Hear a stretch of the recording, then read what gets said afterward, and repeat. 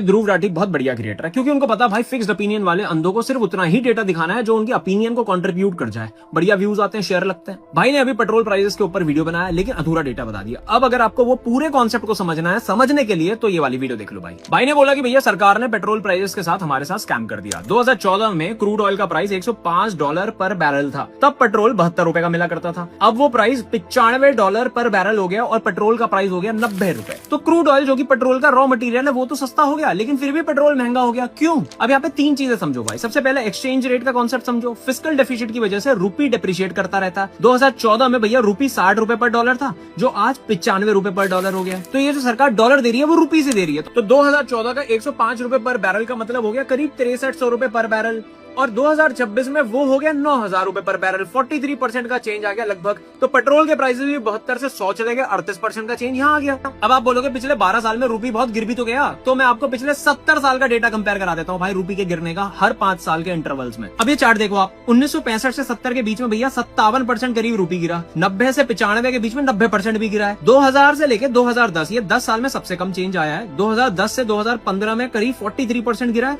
और पिछले 10 साल का एवरेज रूपी गिरने का 13%। अब एक और बहुत इंटरेस्टिंग डेटा दिखाता हूँ। हमें समझ में आ गया भैया रूपी घटता है तो पेट्रोल का प्राइस बढ़ता है। पिछले 70 साल के डेटा में 2015 से 25 के बीच में भैया पेट्रोल टू रूपी परसेंटेज चेंज सबसे कम है। इस पूरे डेटा की मैंने भैया एक शीट बना दी है, उस शीट का लिंक मैंने अपने बायो में डाल दिया। समझने के लिए भैया जाके चेक कर लेना। तो मुद्दा मेरा ये है, ऐसा नहीं पिछले 10 साल में गंद मची है, ये डेटा ऐसा ही है 70 साल से, बस पिछले 10 साल में सोशल मीडिया आया है। समझने के लिए भैया पेज को फॉलो कर लेना। बाकी टिप्पणी देनी है तो कमेंट बॉक्स खुला हुआ है, जो कहना कह दो। कल फिर मिलता हूँ। जय माता दी।